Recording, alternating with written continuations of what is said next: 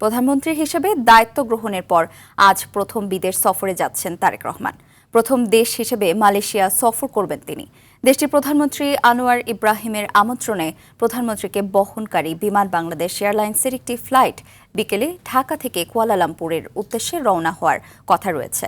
Malaysia সফর শেষে তিনি চীনের প্রধানমন্ত্রী লি কিয়াংয়ের আমন্ত্রণে সরাসরি চীনে যাবেন। এ সময় মালয়েশিয়ার শ্রমবাজারে আরও কর্মী নিতে অনুরোধ জানানো হবে। রোহিঙ্গা প্রত্যাবর্তন সহ গুরুত্বপূর্ণ বিষয়গুলো মালয়েশিয়ার প্রাধান্য পাবে বলে জানায় পররাষ্ট্র মন্ত্রণালয়। এছাড়া চীন সফরে ১৩টি সমঝোতা স্মারক, ২টি চুক্তি, একটি কর্মপরিকল্পনা এবং একটি প্রোটোকল সহ ১৫ থেকে ১৭টি দ্বিপক্ষীয় চুক্তি স্বাক্ষরিত হবে বলে আশা করা হচ্ছে। এ সময় বহুল প্রতীক্ষিত তিস্তা প্রকল্প নিয়েও আলোচনা করা হবে।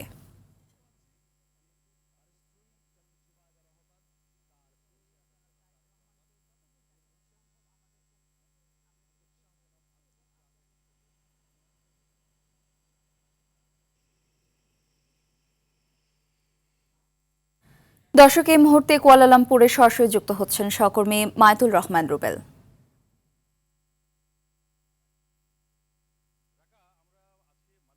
কুয়ালালামপুরে আমরা যেই জায়গাটিতে আছি সেই জায়গাটিতে আসলে প্রধানমন্ত্রী তারেক রহমান আসবেন আজ রাতে। এটি একটি অনানুষ্ঠানিক রাজনৈতিক সভা বলতে বলা যায়, অথবা সুধী সমাবেশ বলছে। মালয়েশিয়া বিএনপির সভাপতি সাধারণ সম্পাদকের সাথে কথা হলো। তারা বলল যে মালয়েশিয়ায় শ্রমিকদের বেশ কিছু সমস্যা আছে, তারা সেই সব সমস্যা নিরসনে প্রধানমন্ত্রী যাতে মালয়েশিয়ার প্রধানমন্ত্রীর সাথে, অর্থাৎ দুই সরকার প্রধানের সাথে যাতে একটি আলোচনা হয়, যাতে করে আসলে শ্রমিকদের দীর্ঘদিনের সমস্যা দূর হয়। এবং শেখ হাসিনার শাসনামলে বাংলাদেশ থেকে মালয়েশিয়ায় শ্রমিক আসা বন্ধ হয়ে গিয়েছিল বলে অভিযোগ করে তারা, এবং বলছেন যে এই সফরের মাধ্যমে বাংলাদেশ থেকে আবারও শ্রমিক আসবে মালয়েশিয়ায়। মধ্যপ্রাচ্যের পর দ্বিতীয় শ্রমবাজার মালয়েশিয়াই বলে হিসেবে পরিচিত বাংলাদেশের, এবং মালয়েশিয়ায় প্রচুর বাংলাদেশি শ্রমিক কাজ করে, এবং শ্রমিকদের মালয়েশিয়ার শ্রমিকদের কাজ করার ফলেই বাংলাদেশে প্রচুর রেমিটেন্স যায় বলেও মনে করছেন তারা।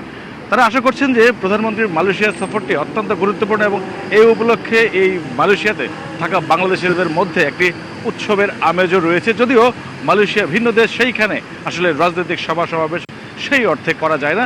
যদিও তারপরেও দলের নেতাকর্মীদের মধ্যে আমরা দেখেছি উচ্ছ্বাস। তারা বলছেন যে সরকার এই দেশের সফরের ফলে তাদের যে দুঃখ দুর্দশাগুলো ছিল সেই দুঃখ দুর্দশার লাঘব হতে পারে। মালয়েশিয়ার প্রধানমন্ত্রীর সাথে আগামীকাল বেশ কিছু প্রোগ্রাম রয়েছে, এবং সরকারের বিভিন্ন পর্যায়ের বেশ কয়েকটি বৈঠক রয়েছে। দুই দেশের সরকার প্রধানের একটি যৌথ সংবাদ সম্মেলনের কথা রয়েছে, মালয়েশিয়ার রাজার সাথে সাক্ষাতের কথা রয়েছে, এবং আগামীকাল খুব ব্যস্ত সময় কাটাবেন বাংলাদেশের প্রধানমন্ত্রী তারেক রহমান মালয়েশিয়াতে, এটুকু আমরা জানতে পেরেছি। এবং এই উপলক্ষে সাত রবে এলাকায় আমরা দেখেছি যে সড়ক দ্বীপগুলোতে বাংলাদেশ এবং মালয়েশিয়ার পতাকা কিন্তু ইতিমধ্যে শোভা পাচ্ছে, আমরা দেখেছি।